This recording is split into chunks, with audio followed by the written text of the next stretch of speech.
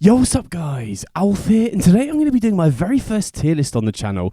And as we're right at the end of the year, I thought it'd be a great time to basically just go back and look at all the sets that have come out this year, pick out all the cards from those sets that have had some amount of impact in the historic metagame, and then basically ranking them whether I think they were format defining, had a big impact, were decent, slightly more fringe stuff, sideboard cards, and then met at the bottom as well. Now obviously a ton of cards have released this year, and as I was going through these sets, there were a number of cards that haven't really seen much play, but I do think have potential in the future, but I decided not to include those because that's more speculation on my part. So these cards that I'm going to be picking out are basically cards that have seen some amount of play in historic, and we're going to not only rank them just to see what the best cards were in the format, right? I'm obviously going to be ranking stuff within tiers as well, so hopefully we'll get, you know, a top 3, top 5 or whatever.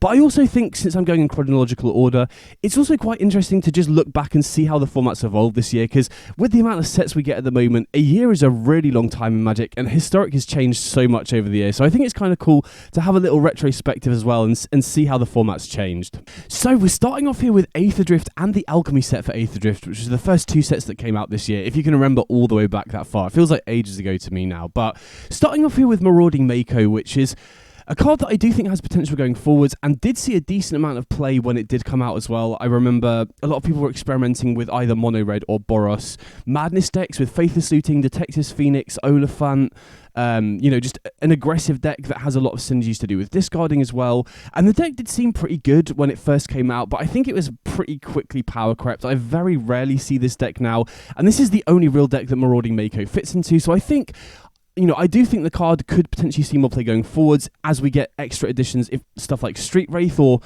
just good looting options or payoffs for it. But right now, considering the Madness deck is basically nowhere to be seen, I can't really put it any higher than Fringe. But again, I do think this card could see more play if we get more tools like Street Wraith, which then makes running stuff like Hollow One a little bit easier as well. So wouldn't be surprised if this does see more play in future. But right now, you know, fringe player at best.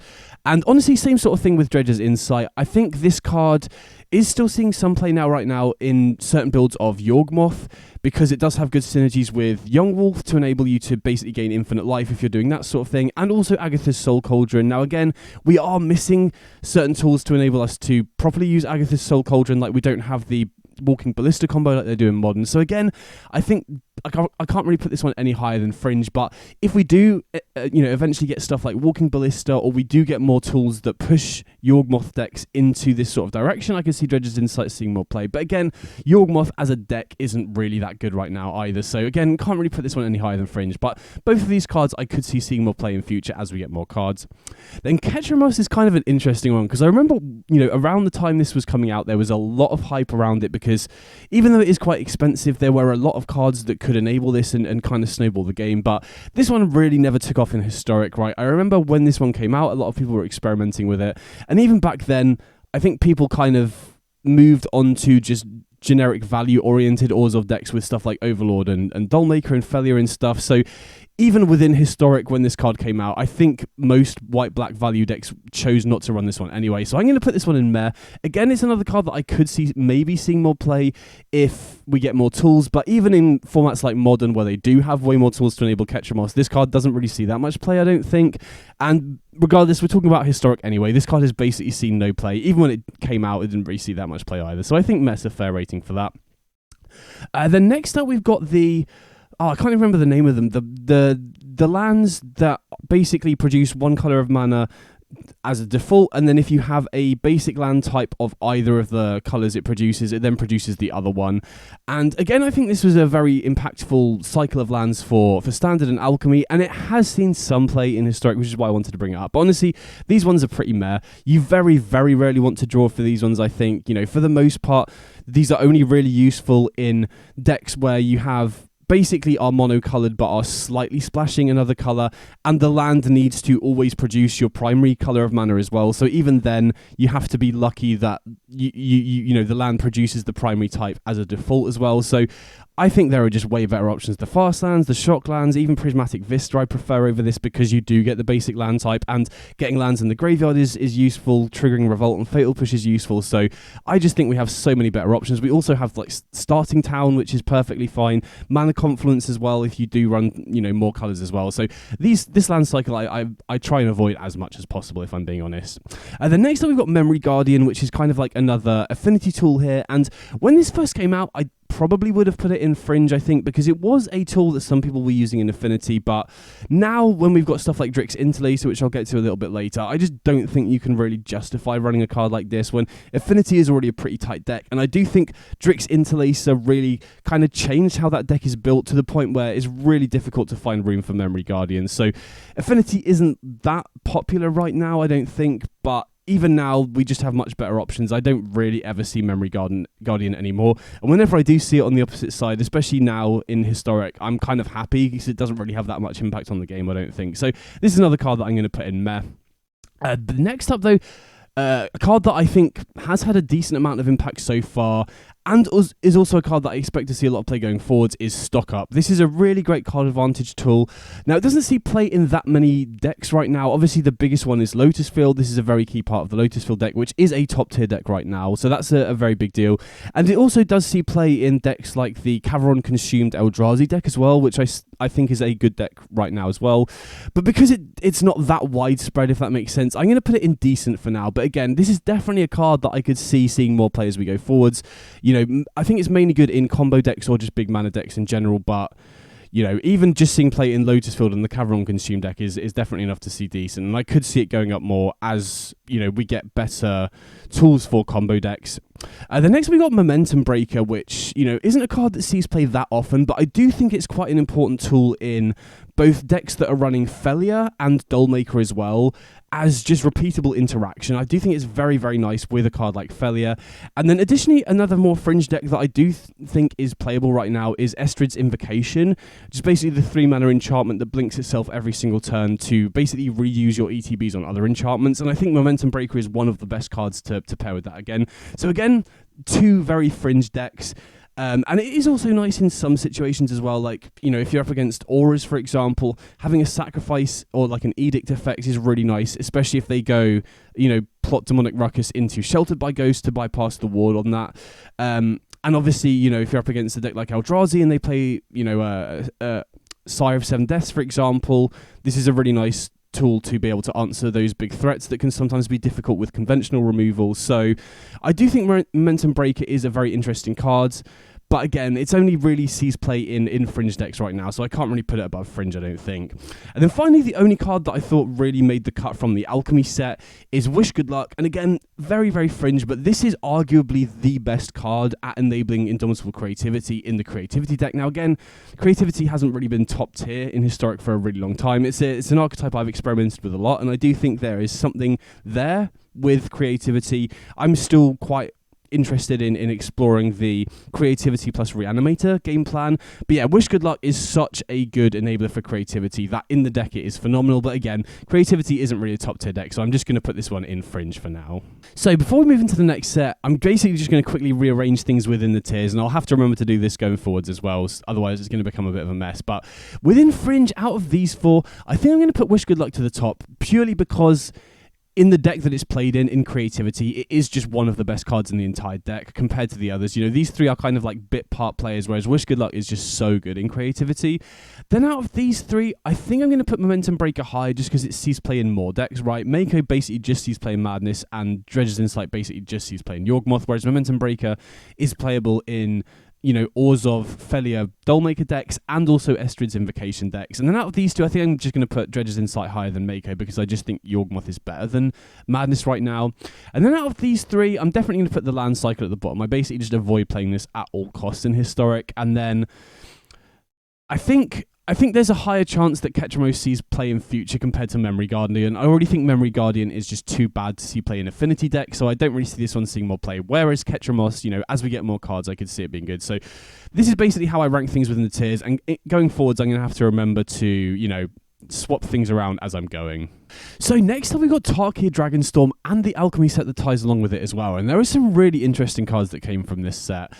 Starting off here with Team of Battlecry, which is a really interesting one because not only did it create a new variation of Devotion, which was already a good deck at the time, and Team of Battlecry in that deck basically enabled you to have a combo angle of attack, which enabled you to close games out a lot quicker, which was historically one of the biggest issues with Devotion, right? I think one of the biggest issues with it was very fast aggro decks like Auras and Wizards could outrace you because you didn't close the game out particularly quickly and you weren't good at defending against those aggressive decks. And for a similar reason, fast combo decks were also very difficult for Devotion to beat as well because, you know, they did struggle to turn the corner. So Team Battlecry giving the deck a combo angle of attack to close the game out very quickly was pretty nice.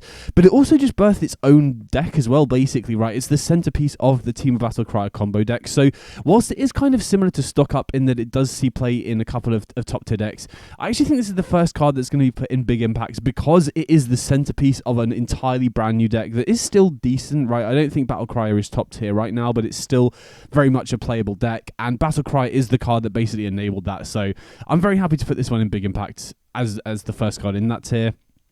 Then next up we got Stadium Headliner, and again, this one's tricky to decide whether I want to put it in decent or big impact because it is a very key part of one of the best decks in Historic, right? Boros Energy, I mean, has been at some points the best deck in the format, and even after the big energy nerfs that we had, it is still a very key part of that deck, and that deck is still very good as well. I think I'm going to put this one in decent rather than in big impact because, you know, unlike Team of Battlecry, it didn't really birth its own deck. It's only really a bit part player in energy. But having said that, I do think that it is one of the more irreplaceable cards in the deck, right? If we're going to compare it to another card, which is Voice to Victory, which kind of fills a similar role in Historic, where they both only really see play in energy. Although having said that, Voice of Victory does see some play in sideboards. If you want to give yourself some more resilience to counterspell decks. If you're playing a white aggro deck, this is a perfectly good sideboard card to bring in against counterspell heavy decks. But having said that, counterspell heavy decks haven't really been good in Historic for a while now.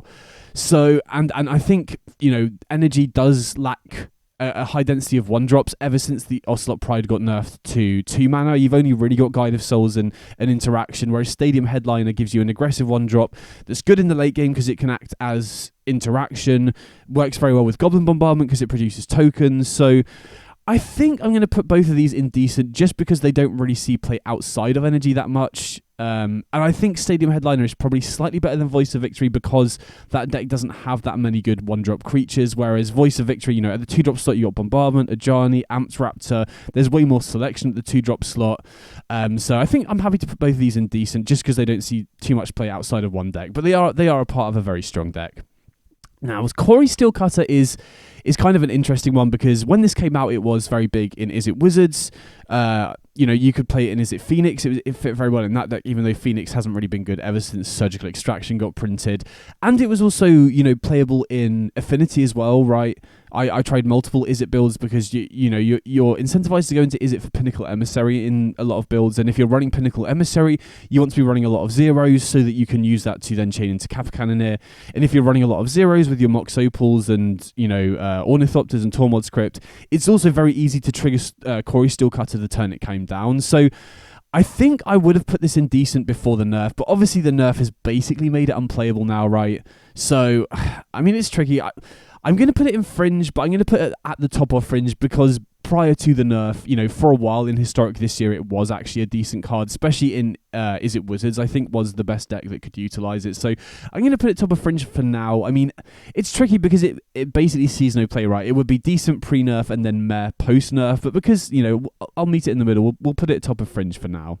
The next up, we got Ugin, Eye of the Storms, which is a pretty interesting card, and it has seen play quite a lot, in initial builds of Eldrazi, once that deck started picking up even before the release of Eldrazi Temple. This was a key part of the pure ramp Eldrazi deck running Ugin's Labyrinth and Utopia Sprawl and stuff.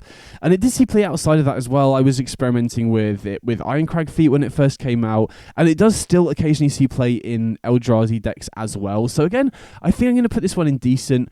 Prior to the release of Eldrazi Temple, I think I probably would have had it higher because it was one of the best cards in the Eldrazi deck, which wasn't really a problem back then, right? It was just a good deck, and Ugin Eye of the Storms was a key part of that. But as Eldrazi Temple got printed and Eldrazi mirror matches were way more popular, Ugin Eye of the Storms became way worse because it can't hit colorless cards, which basically everything in the mirror match is colorless. So this basically just draws you a card every single turn. But it does still see play in some Eldrazi decks. I mean, I don't really like those builds because they don't really get to utilize Eldrazi Temple as well as if you were running just Eldrazi 7-drops instead to enable your Ugin's Labyrinth. So I think I'm going to put it at bottom of decent for now. Probably would be higher if we didn't get Eldrazi Temple printed. But yeah, for now I'm happy to put it there.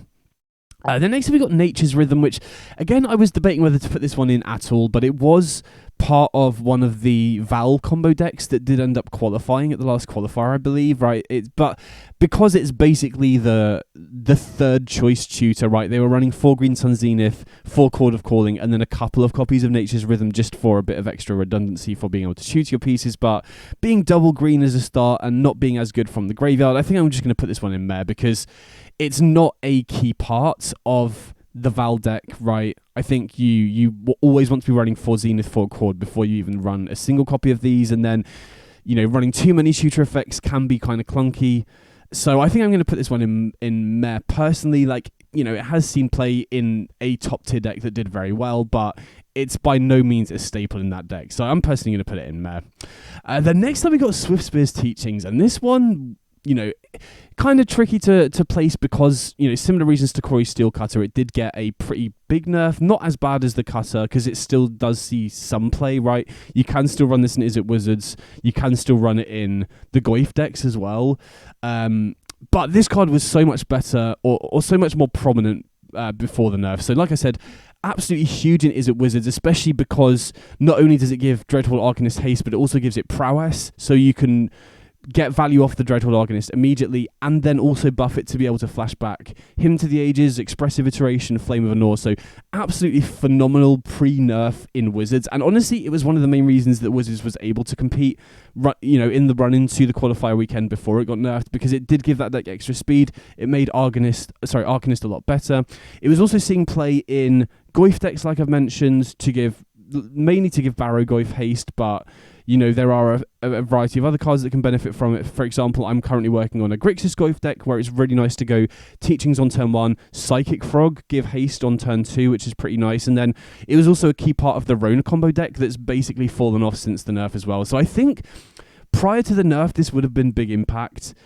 And then now, it's probably fringe now. So again, I think I'm going to meet it halfway and just put it into decent. And I'm going to put it, I don't know, it's tricky where to put it now because it basically does see no play post-nerf. Again, like I said, I'm working on Grixis Goyfs at the moment where I am running this at the 1-drop slot because I prefer it to Detective's Phoenix because the extra draw card is also nice with Tameo. Giving Tameo haste is also pretty nice. And if you are running Is It Wizards, I do still think this is better than Reckless Charge. And even though, losing prowess on stuff like Arcanist is a big drawback, I do still think it's probably correct to run Teachings in Wizards. But having said that, Wizards isn't really a top tier deck anymore because it lost a lot of speed with the nerf. So yeah, I think I'm happy to put it in decent for now. If it wasn't for the nerf, I think I would probably have it in big impact. The next time we got Illuminating Lash, and again, this is kind of a fringe card for Is It Wizards. It didn't really see play elsewhere outside of that, and even then, even when it was seeing play, there were good alternative options. You weren't forced into Illuminating Lash, and now, especially because Is It Wizards isn't really top tier since the Teachings nerf, I'm going to put this one in Meh. And I think I'll put it slightly below Ketramos because, again, it's basically a fringe card that doesn't always see play in a deck that isn't that great right now. But when it came out, it was, kind of scary if you're playing a deck that's not scared of instant speed removal, if that makes sense.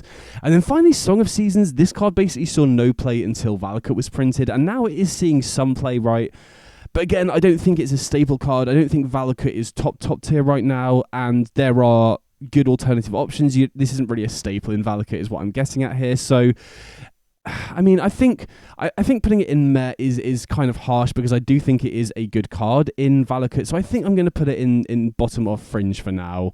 But yeah, this set definitely had some big players, especially Team of Battle Crier. So next up we got the Final Fantasy set, and honestly it was a slog to find cards that were actually played in Historic. There was one more that I was considering including in Summon Bahamut, but I think I was basically the only person playing that in Reanimator Creativity. It was basically not played anywhere else, so I didn't want to include that one because no one else is playing it really, but did still find a few. We've got a couple cards here from the bonus sheet as well, but starting off with the main set stuff with Sephiroth, which I think is a cool card and is definitely Historic playable, but it doesn't really see play outside of, Yawgmoth as a tutor target of Chord of Calling, for example, or just, Sacrifice decks as a one-off tutor target. It didn't really see play elsewhere from there, but I still think it's definitely a Historic playable card, so I'm going to put it at the bottom of Fringe for now, because it is, a tutor target in a deck that doesn't really see much play. I don't think I can put it any higher than that, but I don't think it's quite as bad as some of the other cards in there. Next up we got Fire Magic, which is the first card that's just going to go straight into sideboard because you're not main decking this, but it is a very nice sideboard card to have access to. I think the flexibility to deal 1 damage on turn 1 isn't that relevant, but it will come up occasionally. But I think the ability to instant speed this is so relevant right now, especially against decks like Auras, where they can sandbag a creature and then immediately grow it. So if you're playing a deck that is reliant on red damage-based removal, being able to do it at instant speed against a deck like Auras is huge. Same sort of thing against Energy as well.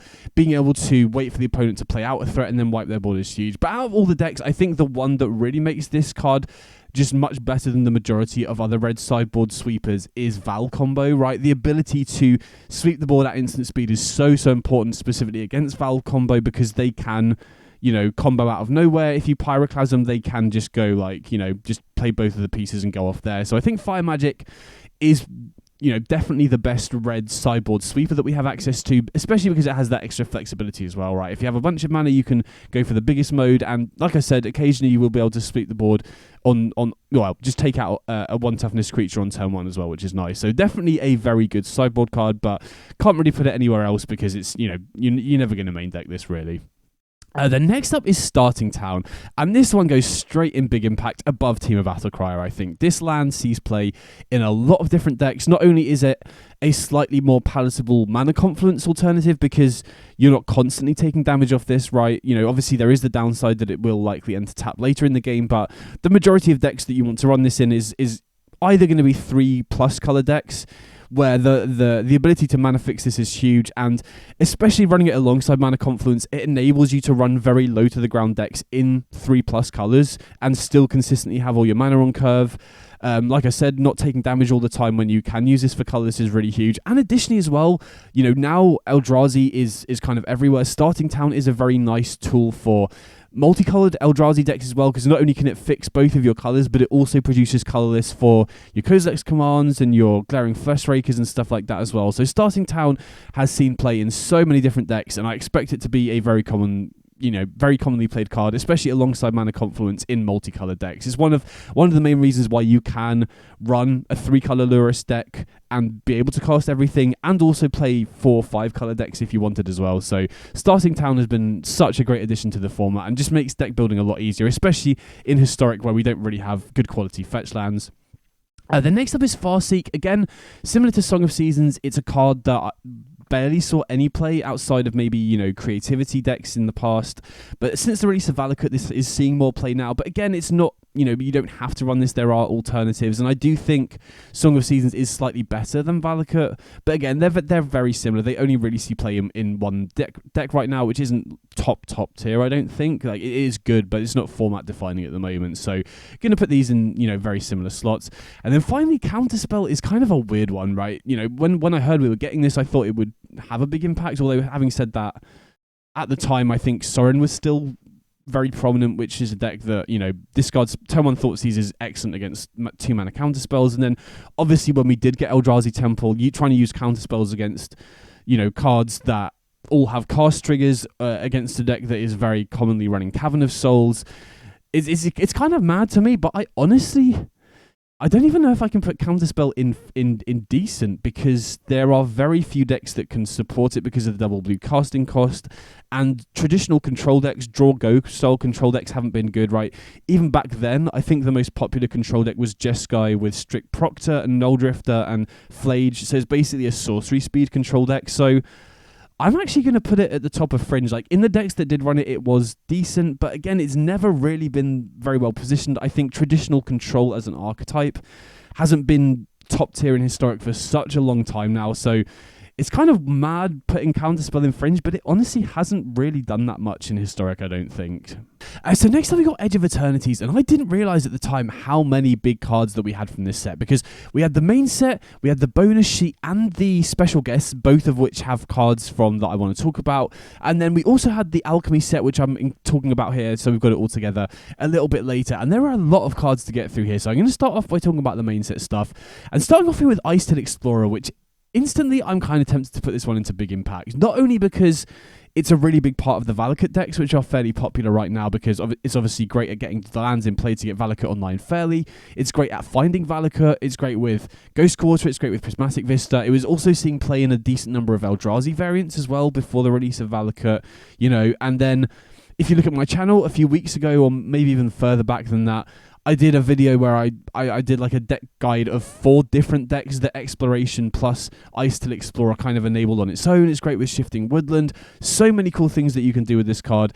And even though, most of those are more fringe stuff, there's still, like I said, Valakut, which this is a big part of, and Eldrazi variants still run this card occasionally as well. So I think it's Big Impact just because of the decks that it's seeing playing right now. And it can also just enable some really cool stuff on its own as well. So I'm personally a big fan of the card, and there's so much cool stuff that we can do with it. So I'm going to put it bottom of Big Impact for now. I could see maybe putting it to the top of Decent, because it's not a staple in Eldrazi or honestly Valakut. I mean, most Valakut decks probably should be running it, but I'm going to put it in Big Impact now just because it does enable a lot of fringe stuff and is played in some top tier decks as well. And then Pinnacle Emissary, I think this one has to go straight into Decent, but I'm not sure exactly where. I do think this is a really big boost to the speed of Affinity. I do think one of the biggest issues with Affinity in the past was that it just takes too long to get Kappa Cannoneer online, which is the best way that you can race. And since Affinity doesn't have that much great interaction outside of counterspells like Metallic Rebuke, you are often relying on racing to be able to beat decks like Auras and fast combo decks, for example. And I think Pinnacle Emissary with a bunch of zeros, like, your Mox Ambers and your Ornithopters and Tormod's Crypt and whatever, if you want to go a little bit more further in on it, does enable those turn 2 Kappa Cannoneer starts, those turn 3 Kappa Cannoneer starts much more consistently. Not to mention it's insane with Drix Interlacer as well, which we'll get to a little bit later. So I think this has to go in Decent. I don't think it can go any higher though, because I do think you can build Affinity without Pinnacle Emissary, and I don't think Affinity is top tier right now either. So I'm going to put it into Decent, and I think I'm going to put it between Headliner and Stock Up, just because it is such a speed boost to Affinity, but it doesn't really see play anywhere else outside of that. So I'm going to put it into Decent for now. Then next up we've got Melt Strider's Resolve, which is basically a tutor target for Auras and nothing else. But the nice thing about this is that a lot of Auras lists are already running Starting Town Mana Confluence, especially if you're in Mardu, so you can hardcast this if you draw it, but for the most part you would be running it as a tutor target for Light Pause to give you a bit of extra interaction. It does come up quite a lot, but it is a one-of in one specific deck, so I don't think I can put it higher than Fringe, and I think I'll put it between Wish Good Luck and Momentum Breaker here, because I think in Affinity you don't need it, right? I run Mardu without this card. I don't think it's necessary, but it is a cool tool. It's a useful tool for Auras decks to have access to. So I think here is a good point, because I think Auras is a much more prominent deck than the decks that run Momentum Breaker and Dredge's Insight, for example, but it's not as high impact as a card like Wish Good Luck, Counterspell, or pre-nerf Corey Steelcutter in their respective decks as well, if that makes sense. Then next up we've got Quantum Riddler, which is a very interesting card. I think this is, a really powerful card with a lot of cool stuff that you can do with it, but it doesn't see that much historic play right now because the decks that it's played in either aren't that good or aren't that popular. I think the best deck that runs this as a 4 of in historic is probably Esper Blink, which I think is a pretty underplayed deck relative to how good it is. I very rarely see it, and I do think the deck is strong. But there's also just a variety of other cool stuff you can do with this card. I've seen it see play in a variety of decks. I've seen it see play in sort of the Orim's Chant Silence Lockout decks. I've seen it see play in some other Blink variants, if you want to go straight Azorius. I've also been playing it myself, or experimenting with it in the sideboard of Lotus Field, so that you have kind of somewhat of a plan B post sideboard when people have more hate cards for you, because you can use Stifle and Consign to counter the warp trigger so that you get to keep the creature in play. So I'm going to put this one into decent because I do think it's historic power. Historic power level for sure. I just don't think it sees that much play because the decks it's good in aren't that common right now. So I think I'm going to put it. I'll put it above Ugin, but I don't think it can go much higher because it doesn't actually see that much play in historic right now because of the decks it's played in, really. Then next up we've got the 3-mana Tezzeret Planeswalker, which, again, I think I have to put this one in fringe. It's a really cool card, and I do really like the decks that it's played in, but you have to build around it somewhat, and again, it's not a staple, right? I think Pinnacle Emissary is more of a staple in Affinity than Tezzeret is. Again, you can build builds without Pinnacle Emissary and with Tezzeret if you wanted to, but for the most part, I think Pinnacle Emissary is way more ubiquitous in Affinity than Tezzeret is. So I think, again, I've got to put it in fringe, and I'll probably just put it slightly above Meltstrider's Resolve. Maybe that's just because I really like the card, but I don't feel like it's in the best builds of Affinity, in my opinion, or it doesn't change the deck in the same way that Emissary does to give you that extra speed, but it does give you a separate angle of attack, so I'm happy to put it in fringe. And then next we've got Caveron Consumed as well, which is basically just the sneak attack variant that we have access to in Historic. Obviously, not being instant speed is a bit of a drawback, but you can also put artifacts in play off this, which is only really relevant if you're running like Godpharaoh's Gift, which is a potential way you can run it. But I think we have to talk about it because it is kind of the single-handed enabler for the Caveron Consume deck, which is pretty decent, I think, right? It gets to run a lot of the good quality Eldrazi cards like Kozilek's Command. You got Null Drifter and Ugin's Binding if you want that. Also pairs well with Torpor Orb. So because it's the enabler for an entire deck, right, I don't think that deck would be playable without this, right? Because the next best option is the 6-mana version. We don't have actual... Oh, no, not Sneak Attack, sorry, Through the Breach. I'm getting my card names confused. It's the Through the Breach variant. So I think we have to put it in decent because the Caveron Consume deck wouldn't be viable without it, but it only really sees play in one deck, and you know, that's not the only way that you can build Eldrazi. There are a lot of good viable Eldrazi decks. So I'm going to put it at the bottom of decent. I think it does enable its own deck, but it's also quite narrow and doesn't really see play elsewhere. Thought Partition is a card that I thought would see more play than it actually does. It's kind of a sideboard card. I don't think many decks are main decking this, so I'm going to put it in the sideboard category. But even then, it hasn't really seen that much play, and it's kind of awkward as well because it's a discard spell that is even worse in the late game than something like Thoughtseize is, right? The big drawback of this is if you draw it later in the game and you use it, you know, the opponent's just going to be able to pay the extra mana, really, whereas at least in that situation in the late game, Thoughtseize can still get rid of a card, so it is quite a bit worse than the black discard spells, but I do think it is a reasonable option if you're playing something like Boros Energy. It is a good card that you can board in against stuff like Lotus Field combo that does really, hamper their ability to set up, right? If you use this on turn 1 and make their crop rotation cost more, that's going to really limit their ability to get their Lotus Field online, for example. So I do think it is a playable sideboard card, but it's not really seeing that much play, if I'm being honest. And there are alternatives, right? Even if you're in Boros Energy, you could very easily run something like Invasion of Gobokan. And then again, if you're targeting, if you want to target stuff like Lotus Field, there's better hate cards you can run, like Deafening Silence and stuff like that. Or Alpine Moon is probably the better card right now because of Valakut. So I think Thought Partition is a good sideboard, or it's a good option to have in your sideboard, but it doesn't really see much play because I think there are just better, more narrow options for the decks where Thought Partition would be good against, if that makes sense. Then Drix Interlacer. So, I mean, if we've put Pinnacle Emissary at decent, I feel like Drix Interlacer has to be higher. And I mean, it's tricky. I'm kind of tempted to put it in Big Impact because it does really change how good the Affinity deck is, right?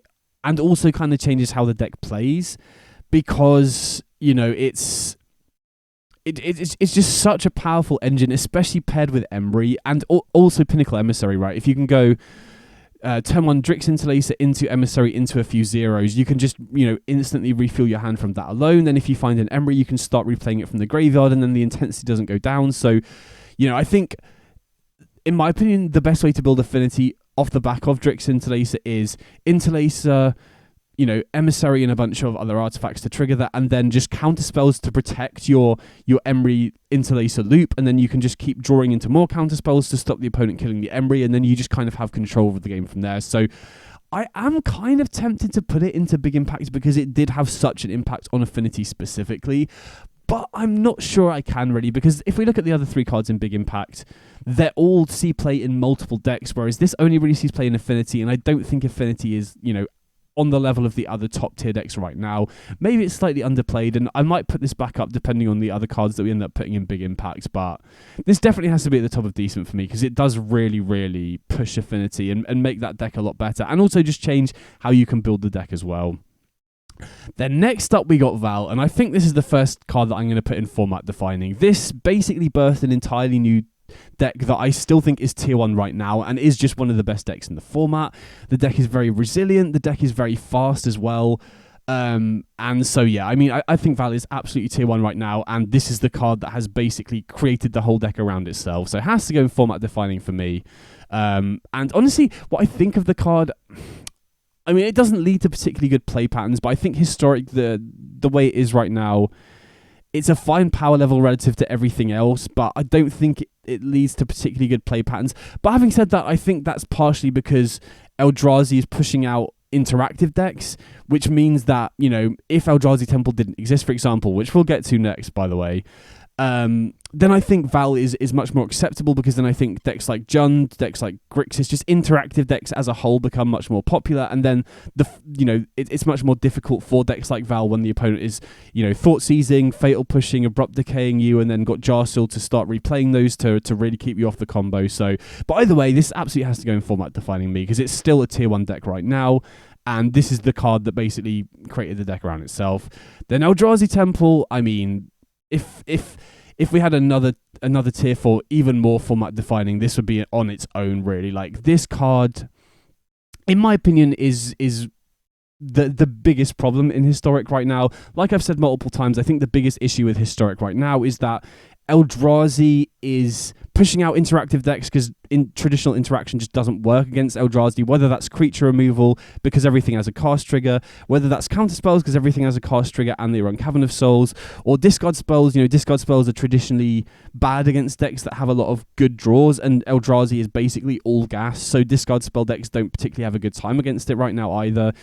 So I think that then leads to a format where interaction isn't very common, and the only viable decks that can consistently beat Eldrazi are fast aggro and fast combo. So in my opinion, it leads to a format where everything is just super linear and there's very little interaction, which is pretty poor gameplay. It kind of reminds me of Best of One in a lot of ways. So Eldrazi Temple just makes the deck far too consistent. If we look back to the Sorin format before Temple got printed, Eldrazi was a top deck, right? It made it in the qualifier when Sorin dominated in the hands of Andrei Stratsky, and so the deck was like top tier, but it was a fine part of the format. It wasn't too oppressive. It had those good top end that was hard to interact with, but it wasn't so consistent at getting 4 mana on turn 2 that you wouldn't be able to beat it with traditional interaction in a lot of matchups. Like, it was traditionally good against mid-range and interactive decks, but it wasn't so fast and consistent that it entirely pushed them out of the format, if that makes sense. So I think Eldrazi Temple is a big problem for the gameplay in the format anyway. If you're fine with just playing linear decks versus linear decks, then it's not really a big issue for you maybe, but I think Eldrazi Temple is absolutely warping the format and is just by far the biggest format defining card right now. But I've already made like 3 or 4 videos about this specifically, so I'm not going to go any more about it now. But yeah, absolutely top of format defining, and nothing is gonna go above Eldrazi Temple in this tier, in my opinion. Then next up we got Green Sun Zenith, which is quite an interesting card, and I think I'm going to put this one into Big Impact as well, because it is one of the biggest reasons why Val is such a good deck. The fact it can tutor both pieces, the fact it can tutor protection for the combo, the fact it can tutor ways to combo off once you have both your combo pieces, and it also sees play elsewhere as well, right? It's a part of the Yawgmoth deck, it's a part of the certain builds of Valakut as well. I quite like running Zenith there as well. So actually I think I'm going to put this one, and looking at Battlecry, it's also a key part of Battlecry as well. So I actually think I'm going to put Zenith, I don't know if I'm going to put it above Starting Town, but I'm definitely going to put it above Battlecry or Ice Till, because even if it was just seeing play in Val and one other deck, I think it would be good enough for it to be part of Big Impact. But the fact it's playable in Yawgmoth and other creature tutor targets, the fact it's a key part of Team of Battlecry, you can run it alongside Ice Till in Valakut as well. I think Zenith definitely deserves to be in Big Impact for sure. And then finally, the last card I want to talk about is Burgeoning, which honestly basically saw no play until Valakut came out. I'm a big fan and a big believer of Exploration Burgeoning plus the 8 mulch package, and I've got another deck that I'm working on, or another build of Valakut that I think is even better than the last one, that I'll hopefully cover soon once I've done a bit more work on it. But I can't really put it much higher than Fringe, though, if I'm being honest, because a lot of Valakut players aren't on Burgeoning. I think Exploration is the slightly better card as well, so I don't think I can put it any higher than, you know, the Song of Seasons Farseek, because it does really only see play in one deck, and even then it's not really a staple either. So that's Edge of Eternities, but there's a lot of bangers in there, and we're finally filling up towards the top of the tier list here. Then next up we've got Arena Anthology 1 and 2 that sort of just came out of nowhere in August, I believe it was. So shortly after Edge of Eternities, and I loved when these came out. It was such a nice surprise. Unfortunately, Arena Anthology 1 was a bit of a dud, but the one cycle that did actually see some play was the Talisman cycle, especially Talisman of Curiosity, that is very commonly played in the Simic builds. So I do think, you know, as part of a tier 1 deck, it is definitely an upgrade, but I don't think I can put it in decent, really, because it's not that much of an upgrade over previous alternatives like Mind Stone or Solar Transformer, for example. So I'm going to put it in Fringe, probably at the top of Fringe. I don't think I can quite put it in decent because it wasn't such a significant upgrade, but it is a very commonly played card in those Eldrazi decks. Then next up, we've got basically the Artifact Land cycle. I've put Great Furnace here because it was the most common one. You know, most of the Affinity builds were in Izzet because of Pinnacle Emissary. So again, this was a very nice tool for those sorts of builds, and honestly, I've seen some interesting stuff that other people are doing with other parts of the cycle, like the black one, for example, is very useful if you want to run stuff like Beseech the Mirror. So I do think in Affinity it's just a nice upgrade because it, you know, just helps discount your Affinity cards very easily. It's great with Emery, for example, as well. So I think, again, I'm going to put it in Fringe, but it's not such a big upgrade over what the deck was doing previously that I don't really want to put it that much higher. Plus, again, Affinity isn't top tier right now, so don't think I can really justify putting it that much higher than this. Life Death, though, this is a very interesting one.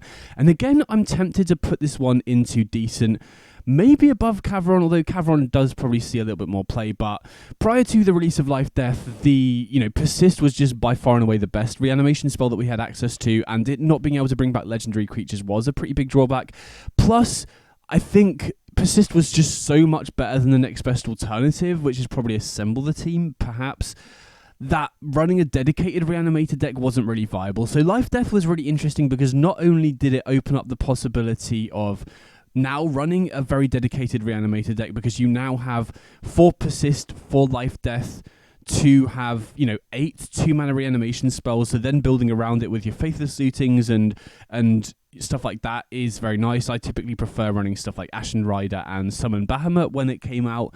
But it also opens up the possibility of running Reanimator with legendary creatures as well. And if Sorin hadn't been nerfed, then I think there's a good chance that you would have seen Life Death adapted into Sorin decks to give the deck a Reanimator angle of attack with Saint Elender as well. Obviously, it working with Atraxa is a very, very big deal as well. So I've got to put Life Death here. I think I am going to put it slightly above of Cavron because they do feel, you know, they do similar things. But I feel like Life Death opens up a little bit more possibilities than Cavron. But yeah, very nice card. Again, the drawback of losing life is a pretty significant drawback, but you know, it did open up Reanimator as an archetype, and it did also open up the possibility of reanimating legendary creatures as well at cheap, so I think putting it in decent makes sense. The next up we've got Grist, which is an interesting one as well. Now this does see play in multiple decks. Again, obviously it's a key part of Yawgmoth, and also makes Agatha's Soul Cauldron builds a lot more viable as well. And typically, even outside of Yawgmoth, you could run a dedicated Grist deck with Soul Cauldron, so you've got that. It's obviously very commonly played in Jund's midrange as well, which I do still think is maybe not tier 1, but definitely, you know, around the top tier in Historic right now, so it sees play there as well. I've also tried it in, you know, ramp builds with Ice Till Explorer as well. So there's a lot of different decks that it can be run in, and even outside of that, it is a good part of the Jund midrange deck as well. It's a good option to run in that sort of deck. So I think we have to put it in decent. I don't think I can put it in big impact really, because it's not. Although having said that, I mean, it is maybe on par with Ice Till Explorer in terms of the decks that it's part of. So I think because of the variety of decks that it can go in, and it also enables some pretty cool stuff with Agatha's Soul Cauldron and Yawgmoth as well. I think I'm going to put it in big impacts for now, but I could maybe see ducking it down to decent depending on what else we've got coming up. So I'll put it in big impacts for now, but I could definitely see moving it down one here.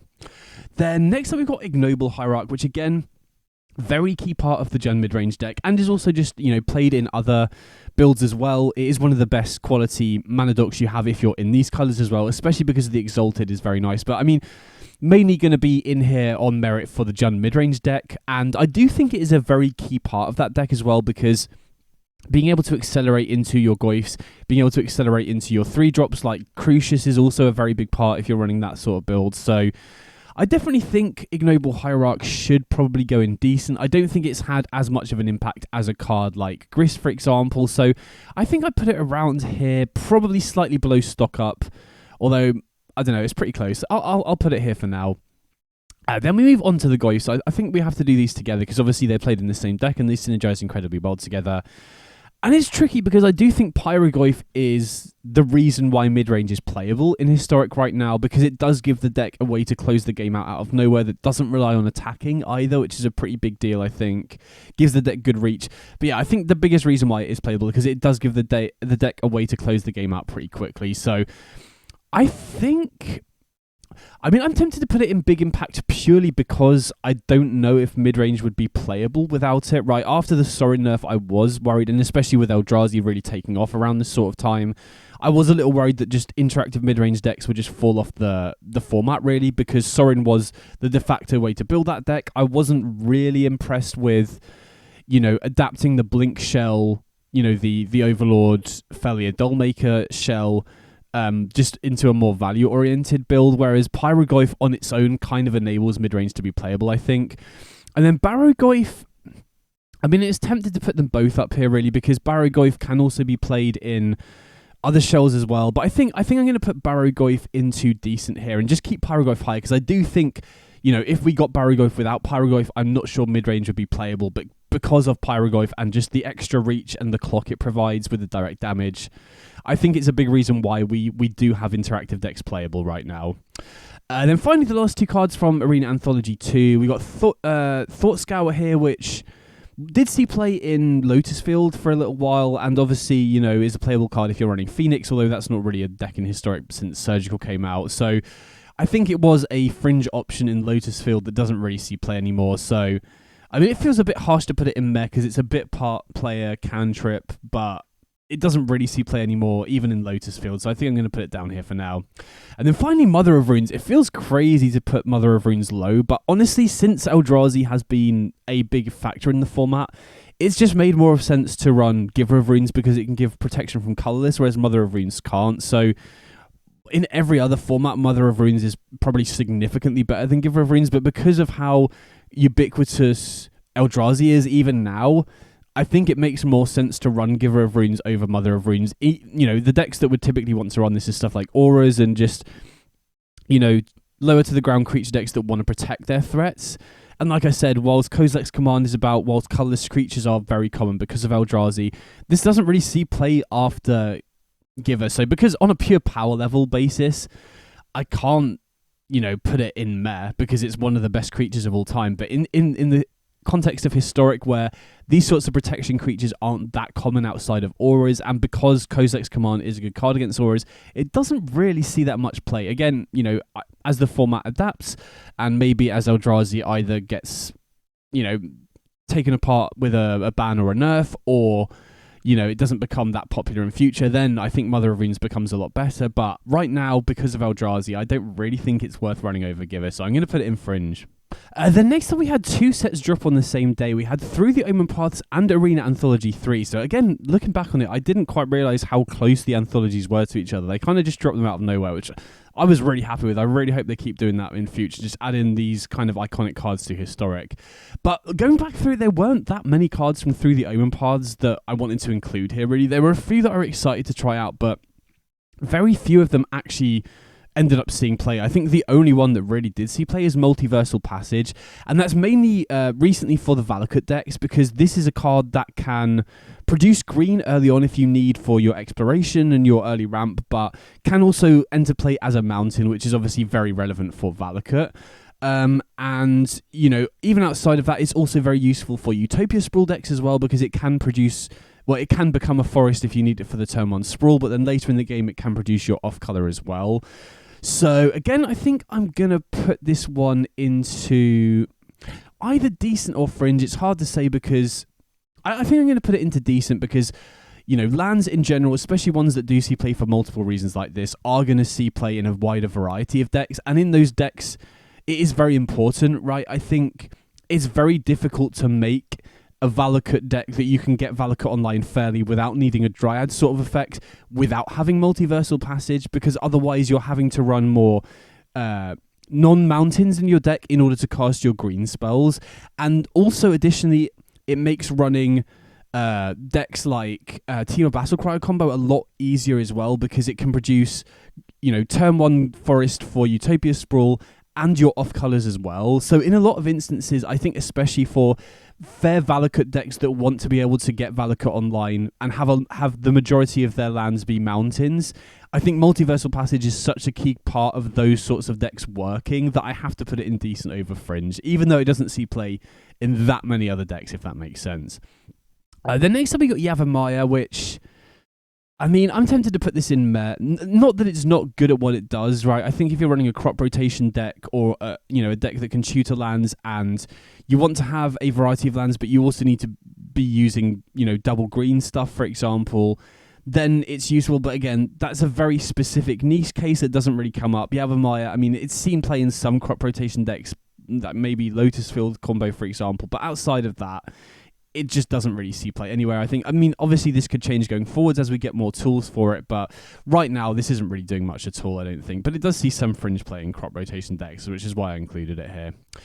Then next up we got Necromancy, and this, it's kind of similar to Life Death, and when this did come out, now you can run a more all-in Reanimator build that is focused on legendary creatures like, Atraxa, Saint Elender, and stuff like that as well. So I do think it... I'm going to put it in fringe. I definitely don't think it's on the same level as Life Death. I think Life Death being 1 mana cheaper is huge, and just providing you, redundancy for a turn 2 reanimate if you go turn 1 Faithless Looting, or you just have another turn 1 discard outlet, for example. So I don't think Necromancy is quite on that level, but it still does see some play. And again, if you want to run a Reanimator deck that is focused on reanimating Atraxa and legendary creatures, it is one of the better options outside of Life Death. So I'm going to put it into fringe now, but I haven't really seen it that much, and I don't really think it's a significant upgrade over alternatives, unless you're really, really focused on trying to reanimate Atraxa, for example. The next up we got Noble Hierarch. Again, I don't think I can put it on the same tier as Ignoble Hierarch, because the color combinations just means it's not really played in many top tier decks, right? I think, Ignoble Hierarch just slotting straight into Jund, which is a very good deck, or, skirting around in the top tiers does make it more valuable than Noble. I have seen Noble, but again, it's in more fringe decks, so just trying to think where I want to put this. I think I have to put it around here, sort of, because it does see play, and it is very good at what it does, but the color combinations just mean it's usually going to be in fringe, tier 2, 3, or even lower decks there, really. And then next up we've got Exploration, and this... it's so good at what it does. I put Burgeoning in fringe, and it does a similar thing, but I think the big advantage of Exploration over Burgeoning is that you can play 4-drops on turn 2, which is very, very relevant with Ice to Explorer, very relevant with the One Ring as well. So I do think Exploration is significantly... Well, it is much better than Burgeoning. The obvious big drawback of it, though, is that you have to build your whole deck around this, right? You need to either have a much higher land count or run cards that can... get lands into your hands to ensure that you can get more use out of this than just one use, if that makes sense. But it's also, excellent with Ice Till. Once you've got that online, that's another big advantage over Burgeoning. You can get another, Ice Till land from the graveyard off it as well. So I do think it's much better than Burgeoning and is the de facto card there. So it's definitely going to decent for sure. I don't think we can put it in big impact. I can see an argument for big impacts, because casting 4-drops on turn 2 isn't something that you were able to do in Historic before this came out, and there's no other way for you to do that. But like I said, it's not really played in that many decks, and the decks it is played in, you have to build your whole deck around it to an extent. So I think I'm going to put it into decent.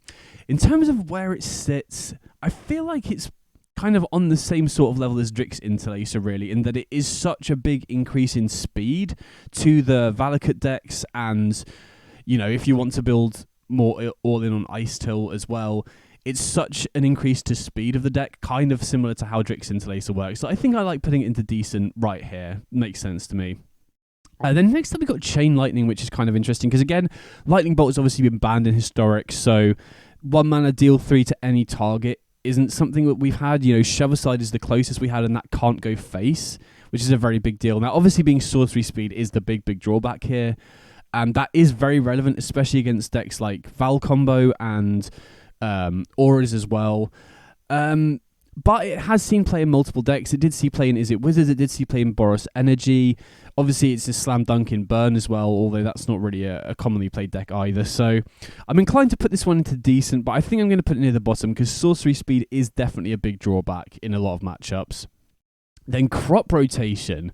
So again, this does see play in a few decks, but I think just by far the biggest one is Lotus Field.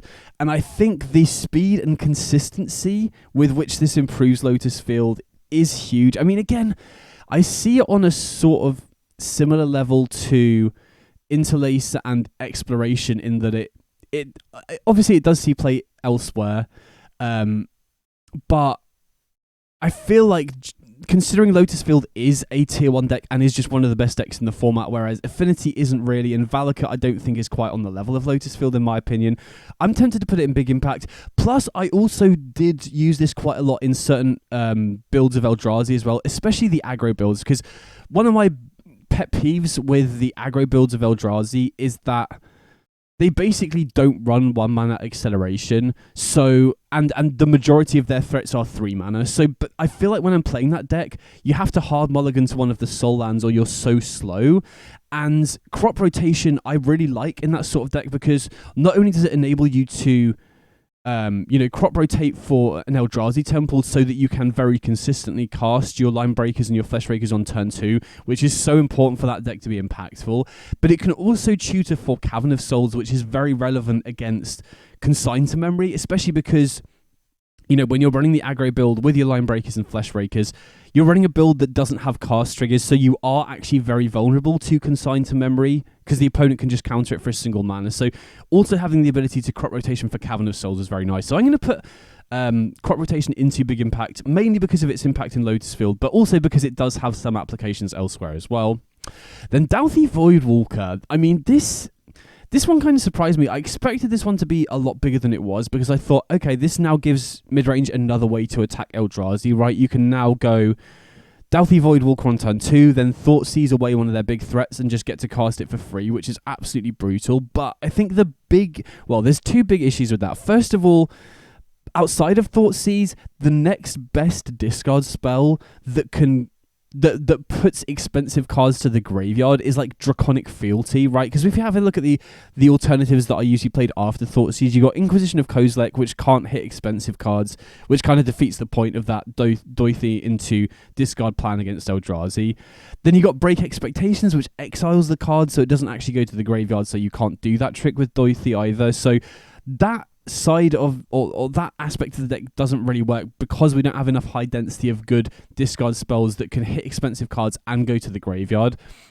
And then additionally, I think the Goyf package is so good in mid-range, and Dauthi doesn't really synergize that well. I tried running a Rakdos build with obviously Pyrogoyf, Barogoyf, and Dauthi, but I kept running into issues where my Goyfs just weren't growing that much because all of my opponent's cards were going to exile rather than the graveyard. So there's also tension with arguably the best cards in the current builds of mid-range. So I actually think, again, it's kind of crazy to put Mother of Runes and Dauthi into Fringe, but in the current Historic metagame, I don't think there's really a good place for it. I mean, again, it's a strong card and it does have impact in the game, but in terms of if we're looking at the current, top tier decks or even tier 2 decks in Historic, Dauthi doesn't really fit into any of them, right? Natural Home is mid-range, but I think you're much more interested in avoiding Dalthy so that your Goyfs grow off your opponent's cards. And then, like I said, I think if we had more Thoughtseize-esque discard spells where you could consistently go Dalthy on turn 2, followed up by a discard spell,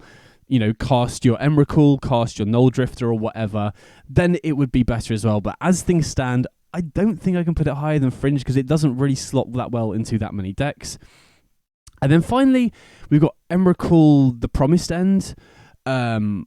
I think that's the name of it. I really should have brought up the cards because it's always difficult to remember the full name of the Eldrazi. But the 15 mana Eldrazi, right? We know what it is. Take an extra turn, annihilate a 6, usually almost wins you the game. Now this hasn't really seen play in that many decks. I think the big one is obviously the Cavern Consume deck, right? This is just provides redundancy for Ulamog the Defiler, although obviously you don't need to have a card exiled for this to work with Cavern, which is a nice upside there. But obviously it's a key part of that deck. Also works as an enabler for Ugin's Labyrinth as well, which is nice. Then outside of that, there haven't really been that many decks that try and cheat this into play, really. I think the only other place I've personally played it is Verdant Dread decks as a way to just ensure you don't deck out, right? It's useful there. You can run it as a way to just shuffle your deck back in. It can obviously be a useful sideboard card against Mill, although Mill has never really been good in Historic. So, again, it's pretty fringe, right? I'm not going to put it in the same tier as Cavern, even though they go in the same deck, just because, you know, Cavern works without Emrakul, whereas Emrakul only really sees play because of Cavern, if that makes sense. So I'm going to put it into fringe because it is a key part of the deck. In terms of where I want to put it, I mean, I think I'm going to put it near Wish Good Luck because it is a very key part of the Cavern deck and it does have utility elsewhere at being able to shuffle your deck back in. So I think I'm happy to put it here between Corey Steelcutter and Wish Good Luck. So before we move on to the next set, I did actually forget that Through the Omenpaths had a bonus sheet. So there are a few cards that I want to talk about from that, and definitely the biggest impactful one out of the three is Ponder. Now, this was obviously, you know, a big reason why Lotusfield combo is so consistent right now. But even outside of that, this has been seen play in the majority of blue decks. I've seen control decks playing this. I've seen combo decks like Cavern Consume playing this as well. I think the majority of blue decks right now are interested in running Ponder. So I'm going to put this one into big impact, right? I think partially because it similar to crop rotation, it is a big reason why Lotusfield is very consistent right now. But because of the wide variety of more fringe, lower tier blue decks that it appears in, and also because I'm sure it will continue to see play in blue decks going forwards, I'm definitely going to put this one into big impact. The next up we got Terminate, which again is a card that does see play in the Jund mid-range decks, but again it's really vying for a slot with Abrupt Decay. I think there is definitely a lot of tension there because Abrupt Decay being able to kill non-creatures is very, very relevant in a number of matchups. The fact it can't be countered is also very relevant against auras because it bypasses the ward on Sheltered by Ghosts. But Terminate being able to kill bigger creatures is very relevant against Eldrazi, especially their 7-drops at the top end of the Simic builds. And again, if you're running stuff like Dalthy, it's very nice to be able to kill their big creatures and then recast them as well. So again, I think it's an option in Jund, so I can't really put it above Fringe, I don't think. And honestly, I think the consensus right now seems to be you want to have Abrupt Decay in some numbers before you have Terminate to give you, you know, ways to answer non-creatures. I think one card that might catch on if Jund continues to be a force in the meta is Rest in Peace, which is absolutely brutal, especially against the better builds I've seen recently, because obviously Rest in Peace shuts off Pyrogoyf and Barrogoyf and Jarsil, which are all very common cards. But if you're running the more aggressive build, which has a better fighting chance against Eldrazi with stuff like Detective's Phoenix to give haste and flying and Fear of Missing Out to give a secondary attack, Rest in Peace shuts off those as well. So having access to Abrupt Decay to kill non-creatures like Rest in Peace seems more important, but it is still an option, and I think it's not a good idea to run a Jund deck that just can't kill bigger creatures when Eldrazi is still about. So I do think it's an option, but it's definitely not the first choice, if that makes sense. So I think I'm going to put it in Fringe. And then Tangle, I mean, to be honest, I'm not sure how widespread this is, but I think it is a sideboard card that I've seen other people play, and I'm also playing in a few decks as well. And I think in green, you don't really have that many good options, if I'm being honest, right? So if you are a deck that, you know, is struggling to deal with the fast creature decks, like Auras and Boros Energy, this is a really nice tool at just buying you a lot of time. So definitely an interesting sideboard card to bear in mind. Not massively widespread, but I think I'm going to put it below, well, definitely below Fire Magic, because I think Fire Magic is just the better card. Generally, they do sort of similar things. And I am going to put it below Thought Partition as well, because I do think Partition Well, actually, I don't know. I was going to say, I think Partition gives you access to an effect you wouldn't normally get to in that colour, but Tangle does sort of do the same thing. But either way, I think they're pretty similar, so I'm happy to put them next to each other here. So next up, we've got the Powered Cube bonus sheet. So this is the set that basically came out a few days before the qualifier, which I'm still a bit annoyed about, honestly. They didn't give us any time to test these cards, and I do think if I had more time to test with these cards, I maybe would have changed what I was planning to play in the qualifier. But regardless, not here to complain about that. We're just here to rank the power level of the cards.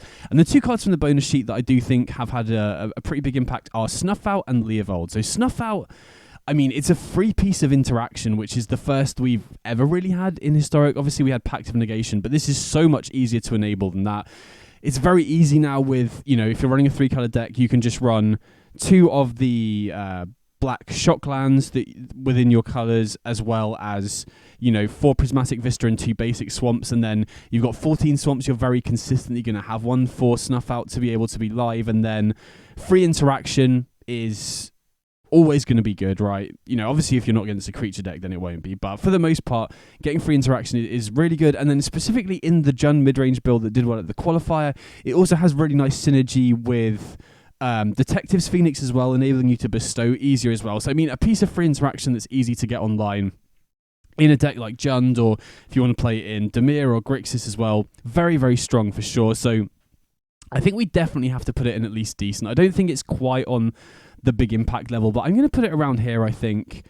I'm happy to put it here. I think it is, in terms of interaction, slightly more powerful than a card like Ignoble Hierarch, and I think it's also more ubiquitous. I do think you can run these mid-range decks without Ignoble Hierarch, whereas I would probably want to be running Snuff Out in basically every black interactive deck that I'm building. So I think I'm happy to put it here. Definitely high impact, and also you're typically running it alongside Barrowgoyf as well, so not only is it an instant that you can get in the graveyard without having to spend any mana to buff it, and then obviously the creature you kill goes to the graveyard, which buffs the Barrowgoyf as well, but then the lifelink helps to offset the life that you have to pay for it as well. So nice natural synergies going on here between these two cards as well. And then Leovold, again, it's a sideboard card for sure, but I think I'm going to put this at the top of the sideboard card tier, because this basically gives you an actually good catch-all answer for Lotus Field that you can tutor for off Green Sun Zenith. So if you're running a deck like Val or Team of Battlecry or just any deck with Green Sun Zenith, you only need to dedicate one sideboard slot to Leovold. You're going to be able to find it consistently because of your Zenith, or maybe if you're on Val, you've got Chord of Calling as well. And then their deck just basically does nothing. Obviously, they do have Stock Up and some other cards that can play through it a little bit, but the majority of what they're trying to do involves drawing cards. They got Ponder, they've got I can't remember the name of it, the 5-mana card that draws them 3 as part of their combo as well. So Leovold is such an effective sideboard card just for one slot if you're running Zenith as well. So I'm a really big fan of this in basically every Zenith deck, even if you aren't in Sultai colors, because chances are you're not going to draw it and you can just consistently get it. And then even if you are in that situation, you oftentimes are going to be running Starting Town or Mana Confluence, which does provide it, and then if you are running Val, you have Prosperous Innkeeper a lot of the time as well, which can produce treasure tokens to hardcast it as well. So yeah, I'm a big fan of Leovold. Very little investment in terms of slots, and it really, really does help to improve the matchup against Lotus Field, where if you are running Val against Lotus Field without Leovold in your 75, you are just almost always just going to be entirely reliant on racing, which isn't always going to win you the game. So yeah, I think this is a very big deal for Green Sun Zenith decks. But again, it's not more than a sideboard card, so I can't really put it any higher. And then finally, the last set, or the most recent set that came out, was Avatar: The Last Airbender, which did have a main set and a bonus sheet. Not too many cards to talk about here, but I think this set we've got to put a bit of a caveat against it because it hasn't been out for as long as the other sets, so I think there's a good chance that there are some cards from both the main set and the bonus sheet that are playable and can have an impact, but we just haven't had enough time to figure the decks that they're good in out, if that makes sense. But I do want to talk about the few cards that have had an impact so far, starting off with Price of Freedom, which is pretty much a sideboard card and is basically just an upgrade over Cleansing Wildfire, which was the best of bad options for the Jund deck to try and fight against Eldrazi. I still think it's a bad matchup, but Price of Freedom does provide a pretty significant upgrade in that not only can it destroy Eldrazi Temple or Imprinted Ugin's Labyrinth, but it can also take out the Talisman as well, Talisman of Curiosity. But having said that, it's still not massively improving the gen matchup. It's not that much better than Cleansing Wildfire, and so it's basically like a fringe sideboard option in one specific deck. But I thought it was worth highlighting because it does give Jund a little bit more of a fighting chance than Cleansing Wildfire. So I'm going to put it here because it does see more sideboard play than Thought Partition or Tangle. The next time we got Badger Mole Cub, which is a card that has started seeing play in fringe decks, right? I've seen people do well with it in Yawgmoth and Devotion, and I also think, well, I've seen some people playing it in Val as well, so it's starting to pop up in top tier decks.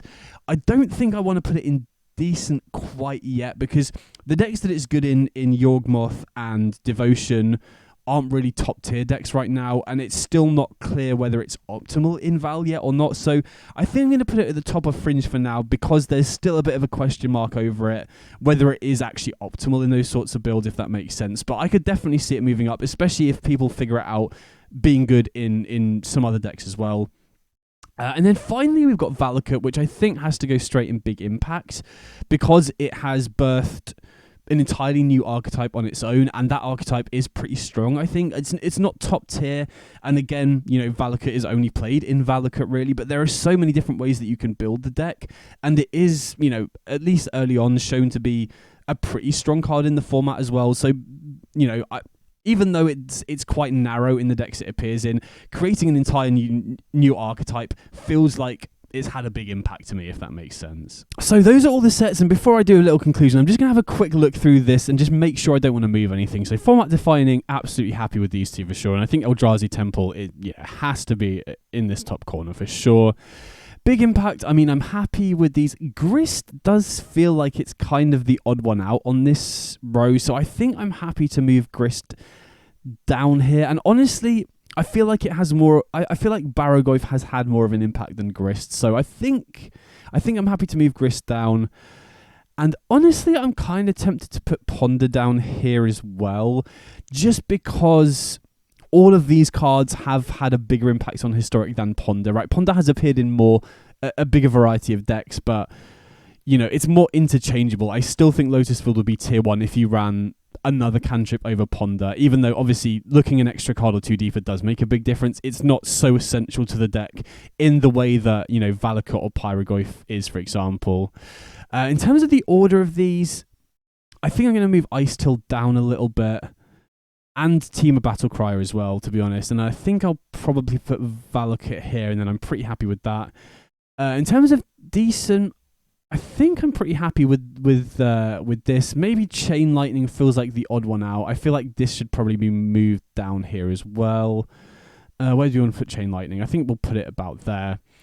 Then Fringe, I mean, I feel like Meltstrider's Resolve sees more play than these cards, so we'll move that up a little bit. But outside of that, I mean, probably want to move Mako down below the Valakut stuff. And honestly, Dredge's Insight, the Yawgmoth decks that this sees playing aren't as common as the Valakut cards either. Probably same with Momentum Breaker and Tezzeret, actually. I feel like the Valakut cards should be a bit higher because they are seeing more play. So I think I'm happy with this in Fringe. Then sideboard, happy with the ordering here. And then I mean, it doesn't really matter for the ordering at the bottom because these cards are all not that impactful anyway. But yeah, that's been fun. It's interesting to look at it because I do feel like the format has massively changed over this year. We've got so many, not only the main sets as usual, but we had the anthologies come out of nowhere as well, which have been some of the higher impact cards. I'll just zoom in a little bit more so you can see the final tier list a little bit more clearly. But yeah, that's what I've ended up with. Definitely let me know in the comments if you disagree with any of the rankings, and I'd love to hear your reasoning for it as well. Why? Also, definitely let me know if you think there's any cards that I missed out. I hope I didn't miss any sets out. Like, obviously, there have been a lot of small stuff. Like, I nearly forgot about the Power bonus sheet. I nearly forgot about the Omenpaths bonus sheet as well. So, if there's any cards you think I should have included, definitely let me know in the comments. Also, if you enjoyed the tier list video and you want me to do more, let me know. And additionally, if there's any other topics for tier lists you'd like me to cover, let me know. I think the next one I'm planning to do is basically an analysis of the historic ban list, going through what I think could be unbanned, what I think is safe to do, what I think should stay banned and stuff like that. So that's my next one, but if you've got any ideas for future ones, definitely let me know. Either way though, hope you enjoyed the video and I'll catch you all in the next one. Big up.